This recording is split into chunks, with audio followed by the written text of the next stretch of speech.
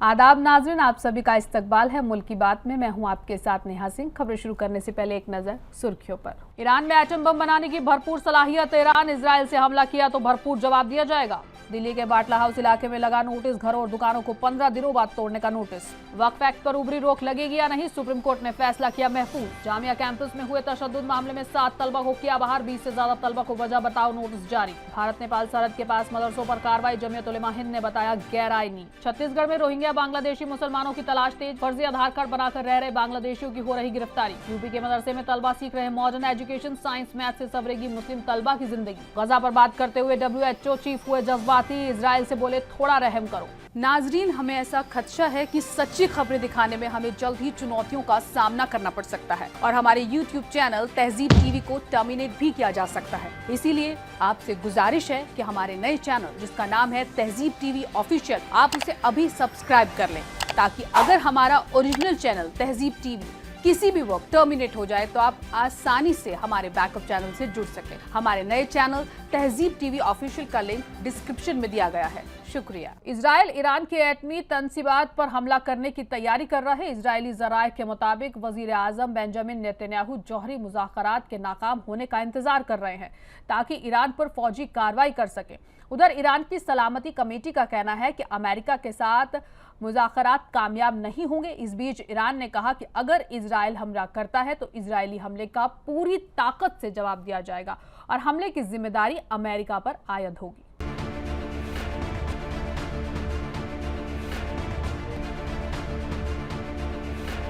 इन खबरों के बीच कि इजराइल ईरान के एटमी तंसीबात पर हमले की तैयारी कर रहा है, ईरानी वजीर खारजा अब्बास अरागची ने वाज़े अल्फाज में कहा कि अगर इजराइल कोई हमला करता है तो ईरान उसका सख्त और फौरन जवाब देगा। उन्होंने अक़वाम मुत्तहिदा को भेजे पैगाम में वाज़े कर दिया कि अगर इजराइल की धमकियां बंद नहीं की गई तो ईरान जवाबी कार्रवाई करेगा। अरागची ने जोर देकर कहा कि अगर ईरान ने एटमी तंसीबात पर हमला होता है तो तेहरान इस मुहिम में अमेरिका को साझेदार मानेगा और वाशिंगटन को कानूनी और सियासी नताइज भुगतने होंगे। ये बयान उन रिपोर्टों के ज़िम्न में आया जिसमें कहा गया कि अमेरिका और इजराइल के कुछ हलकों का मानना है कि अगर तेहरान और वाशिंगटन के बीच चल रही बातचीत नाकाम रहती है तो तेल अवीव ईरानी एटमी तंसीबात को निशाना बना सकता है। एक जानकार जराये का कहना है कि इजरायली फौज को डर है कि कामयाब हमले का मौका जल्द ही हाथ से निकल सकता है, इसलिए अगर बातचीत नाकाम हो जाती है तो कार्रवाई की जरूरत है। अब्बास अरागची ने तशवीश जाहिर की कि इजराइल ईरानी एटमी तंसीबात पर हमला करने की तैयारी कर रहा है। उन्होंने मांग की कि अक़वाम मुत्तहिदा की सिक्योरिटी काउंसिल इजराइल के मंसूबों की फौरन मजम्मत करे। इजरायली जराये के मुताबिक वजीर आजम बेंजामिन नेतन्याहू जौहरी मुज़ाकरात के नाकाम होने का इंतजार कर रहे हैं ताकि अमेरिकी सदर डोनाल्ड ट्रंप फौजी कार्रवाई करने के लिए तैयार हो जाएं और उन्हें हरी झंडी दे दें। गौरतलब है कि 12 अप्रैल से अब तक ओमान की सालिसी में ईरान और अमेरिका के बीच 4 दौर की बातचीत हो चुकी है, जिसे मुस्बत करार दिया गया है। 5वें दौर की बातचीत जुम्मे को होने की उम्मीद, लेकिन उससे पहले दोनों फरीकेन के बीच जवाबी जंग तेज हो गई है। खासकर ईरान में यूरेनियम अफजुदगी के मुद्दे पर अमेरिका ने ईरान को किसी भी तरह से यूरेनियम अफजुदगी की इजाजत देने से इनकार कर दिया है, जबकि ईरान इसे रेड लाइन और अपना हक मानता है और बार बार दोहराता रहा है कि उसका जौहरी प्रोग्राम पुरअमन मकासद के लिए है। अमेरिका और ईरान के बीच चल रही दरमियान बयानबाजी के बीच ईरानी हुक्काम ने मुल्क में यूरेनियम अफजुदगी को रोकने के लिए पूरी तरह से इनकार कर दिया है। ईरानी पार्लियामेंट की कौमी सलामती और खारजा पॉलिसी कमेटी के रुकन और रेवोल्यूशनरी गार्ड कोर के रुकन इस्माइल कोवेसरी ने supreme leader Ayatollah Ali Khamenei के मौकिफ को दोहराते हुए कहा कि वाशिंगटन के साथ बातचीत कामयाब नहीं होगी। ईरान ऑब्जर्वेटरी वेबसाइट ने जनरल कोवसारी के हवाले से एक बयान जारी किया जिसमें उन्होंने कहा कि अमेरिका दबाव का मकसद ईरान को जौहरी टेक्नोलॉजी पर उसके कुदरती हक को हासिल करने से रोकना है। उन्होंने कहा कि यूरेनियम अफजुदगी दुनिया में किसी भी एटमी प्रोग्राम की रीढ़ है। उन्होंने आगे कहा कि जौहरी तवानाई का इस्तेमाल मुख्तलिफ शोबों में चिकित्सा, कृषि, बिजली की पैदावार और पानी को साफ करने में किया जाता है। साथ ही साथ उन्होंने कहा कि इसका सबसे बुरा इस्तेमाल एटम बम की शक्ल में है, लेकिन इसका इस्तेमाल किसने किया? उनके मुताबिक सिर्फ अमेरिका ने। अगर ये बम नाकाबिले कबूल है तो अमेरिका, इजराइल और फ्रांस के पास ये क्यों है? उन्होंने पूछा। जनरल कोवसारी ने साफ तौर से कहा कि उनके मुल्क में एटमी हथियार बनाने की पूरी सलाहियत है, लेकिन साथ ही उन्होंने कहा कि सुप्रीम लीडर ने शरिया कानून के तहत इसे ममनू करार दिया है, इसलिए हम इसे हासिल नहीं करना चाहते हैं। ईरान के लिए अमेरिका के खुसूसी एलची स्टीव विटकॉफ ने जोर देकर कहा कि अमेरिका ईरान को अपनी जमीन पर 1% भी यूरेनियम अफजुदगी की इजाजत नहीं देगा। दूसरी तरफ तेहरान ने इस शर्त को मानने से इनकार कर दिया है और इस बात पर जोर दिया है कि वो समझौते के साथ या उसके बगैर भी यूरेनियम अफजुदगी जारी रखेगा। राजधानी दिल्ली के अलग अलग इलाकों में गैर कानूनी कब्जों के खिलाफ चल रही बड़ी कार्रवाई से ओखला के शहरियों में हड़कंप मच गया। दरअसल यूपी हुकूमत ने ओखला गांव के खसरा नंबर 277 में सभी दुकानों और मकानों पर नोटिस चिपका दिया है। बता दें कि नोटिस में कहा गया है कि ये जमीन यूपी हुकूमत के सिंचाई विभाग की है और इस पर गैर कानूनी तौर पर कब्जा किया गया है। आज से 15 दिनों के बाद गैर कानूनी दुकानें और मकान तोड़ दिए जाएंगे। मीडिया रिपोर्ट्स के मुताबिक मोरारी रोड पर बड़ी तादाद में पुलिस बल की मौजूदगी में अफसरों ने ये नोटिस चिपकाए हैं। गौरतलब है कि हाल ही में सुप्रीम कोर्ट ने भी करीब 4.5 बीघे जमीन पर हुए गैर कानूनी तामीर को 3 महीने के अंदर तोड़ने का हुक्म जारी कर दिया है। ये मामला इस भेजे गए नोटिस से अलग है। जानकारी के मुताबिक अब ओखला के लोगों के पास तोड़फोड़ की कार्रवाई रोकने के लिए कोर्ट का दरवाजा खटखटाने का आखिरी ऑप्शन बचा है। अगर तोड़फोड़ हुई तो सैकड़ों मकान और दुकानें तबाह हो जाएंगे। गौरतलब है कि ओखला विहार, जौहरी फार्म, जसोला, मदनपुर खादर और साथ ही सभी झुग्गियों को हटाने के बाद अब एमसीडी ये एक्शन लेने के लिए पूरी तरह से तैयार है। इस महीने की 25 तारीख के बाद किसी भी दिन सरिता विहार और श्रम विहार में तजावुजात हटाने के लिए बुलडोजर चल सकते हैं। सूत्रों के दावों को माने तो शाहीन बाग में भी तजावुजात के खिलाफ कार्रवाई मुमकिन है। बता दें, पिछले कुछ हफ्तों से ओखला के अलग अलग हिस्सों में तजावुजात हटाने का काम किया गया है। सुप्रीम कोर्ट में वक्फ तरमीमी एक्ट पर सुनवाई पूरी हो गई है। सुप्रीम कोर्ट ने जुमेरात को अपना फैसला महफूज रख लिया। सुप्रीम कोर्ट अब तय करेगा कि वक्फ एक्ट 2025 पर उबूरी रोक लगाई जाए या फिर नहीं। सुप्रीम कोर्ट में वक्फ तरमीमी एक्ट पर सुनवाई पूरी हो गई है। सुप्रीम कोर्ट ने जुमेरात को अपना फैसला महफूज रख लिया। 3 दिन की लंबी सुनवाई में सभी फिरकेन की दलीलें पूरी हो गई हैं। इसके बाद चीफ जस्टिस BR गवई और जस्टिस AG मसीह की बेंच ने फैसला महफूज रख लिया। बुध की सुनवाई में मरकजी हुकूमत की तरफ से सॉलिसिटर जनरल तुषार मेहता ने दलीलें पेश की। दूसरी तरफ अर्जी गुजारों की तरफ से कपिल सिब्बल ने बहस की।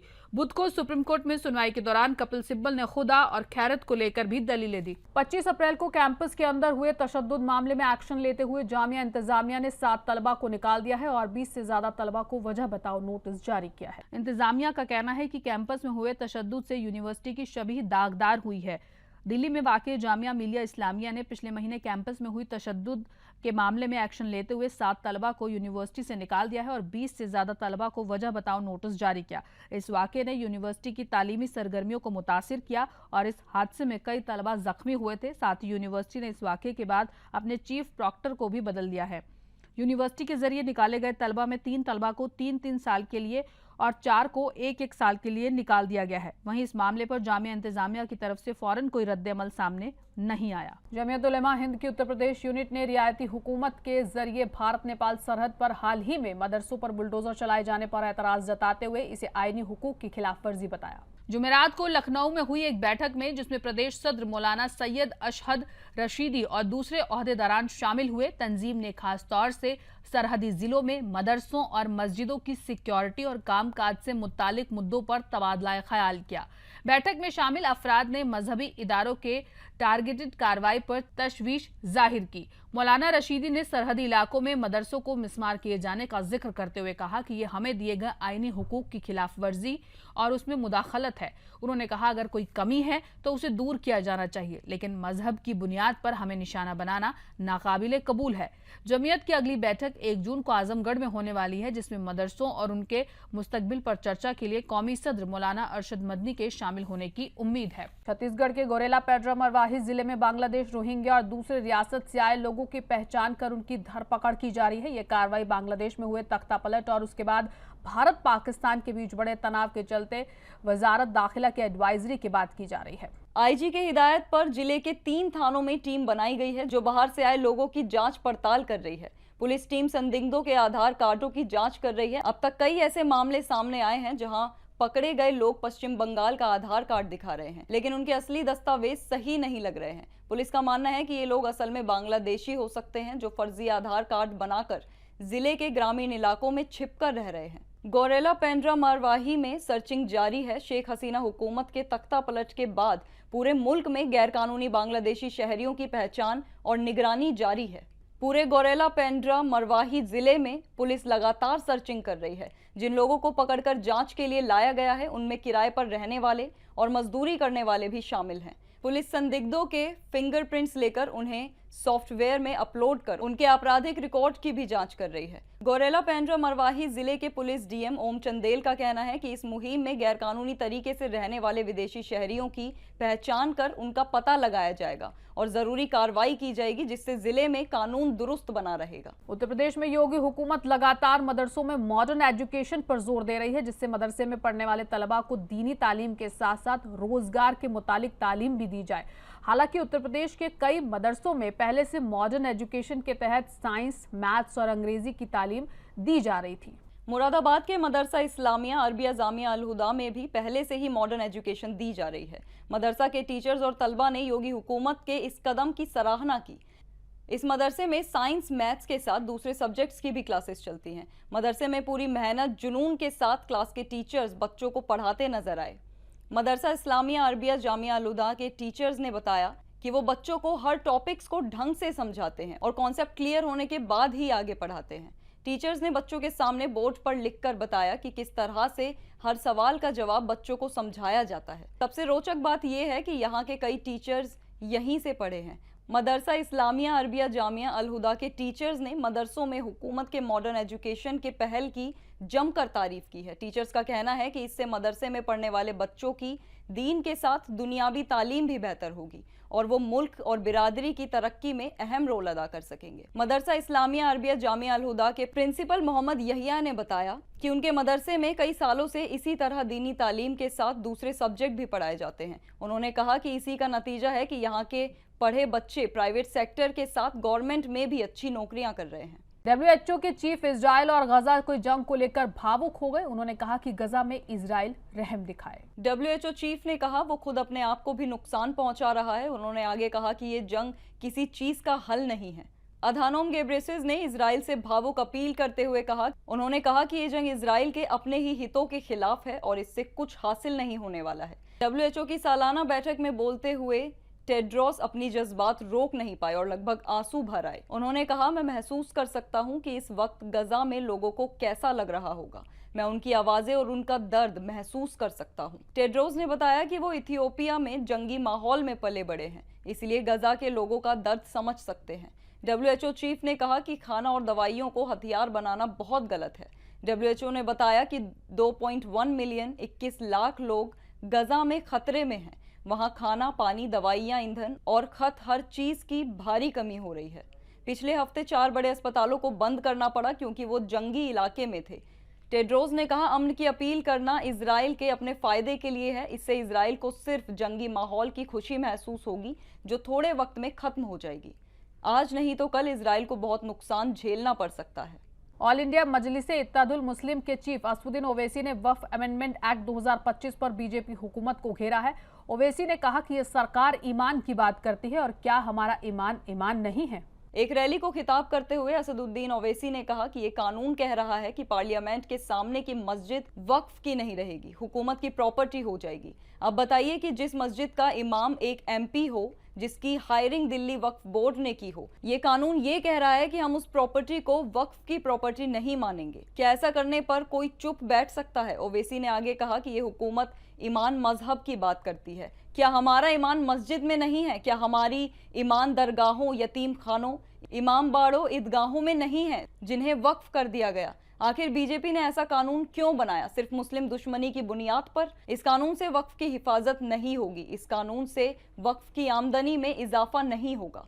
उन्होंने आगे कहा कि इस कानून से कब्जा करने वालों को नहीं हटाया जा सकता। जो 12 साल से कब्जा करके बैठा है वो इसका मालिक बन जाएगा। पूरे मुल्क में बीजेपी वाले प्रोपेगेंडा कर रहे हैं कि ऐसा कुछ नहीं है, लेकिन ये सब झूठ है। बता दें कि वक्फ के खिलाफ मुल्क भर की अलग अलग अपोजिशन पार्टियां मुखालिफत कर रही हैं। इनके साथ ही मुस्लिम तंजीमों के जरिए इस कानून का मुखालिफत किया जा रहा है। इसी सिलसिले में ओवैसी ने ये बयान दिया। ये कह रहा है कि पार्लियामेंट के सामने की मस्जिद वक्फ की नहीं रहेगी, गवर्नमेंट की प्रॉपर्टी हो जाएगी।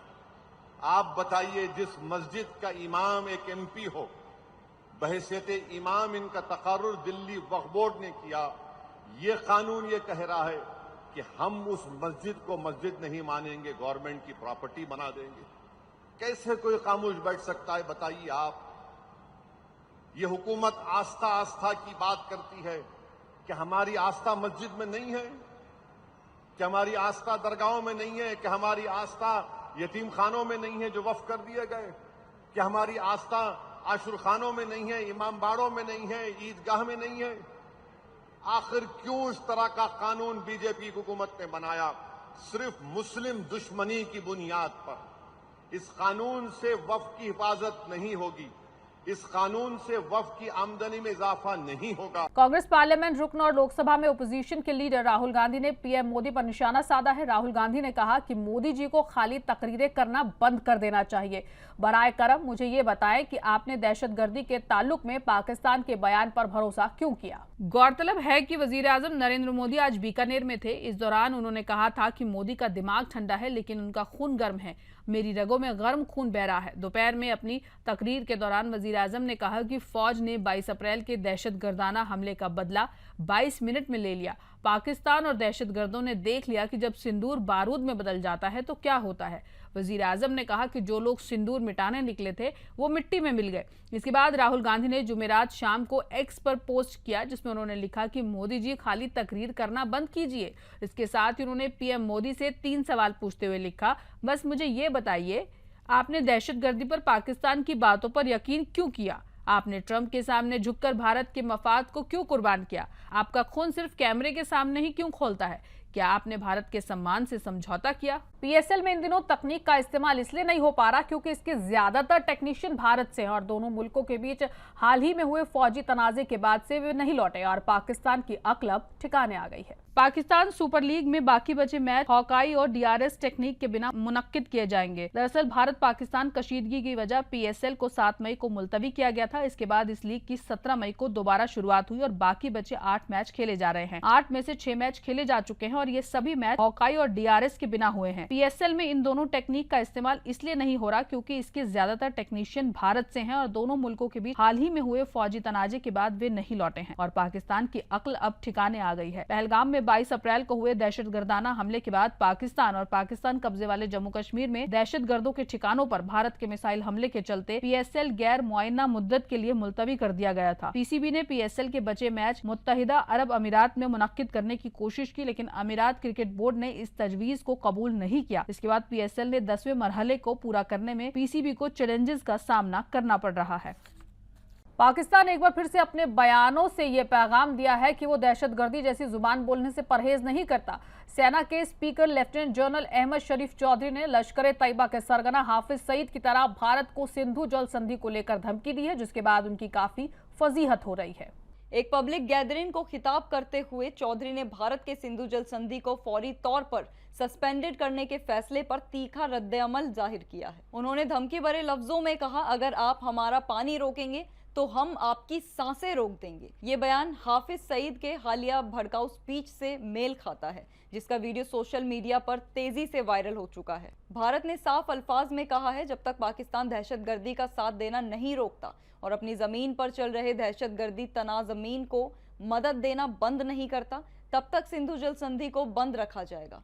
गौरतलब है कि भारत ने 23 अप्रैल को सिंधु जल संधि के कुछ हिस्सों में पानी को रोक दिया था। ये फैसला पहलगाम में हुए आतंकी हमले के ठीक एक दिन बाद लिया गया था जिसमें 26 मासूम लोगों की जान चली गई थी। देश भर में कोरोना के मामले एक बार फिर से सामने आने लगे हैं। दिल्ली के बाद गुरुग्राम में भी कोरोना ने अब दस्तक दे दी। 12 से 19 मई के बीच खत्म हुए हफ्ते में कोरोना के 3 एक्टिव मामले मिले थे। वहीं अब गुड़गांव में कोरोना के 2 केस सामने आए हैं। इसके बाद गुरुग्राम हेल्थ डिपार्टमेंट अलर्ट हो गया है और अपनी तैयारियां तेज कर दी हैं। गुरुग्राम की सीएमओ डॉक्टर अलका ने बताया कि एक 62 वर्षीय बुजुर्ग और 31 साल की ख्वातीन कोरोना इन्फेक्टेड पाए गए हैं। इसमें से ख्वातीन की ट्रैवल हिस्ट्री सामने आई है।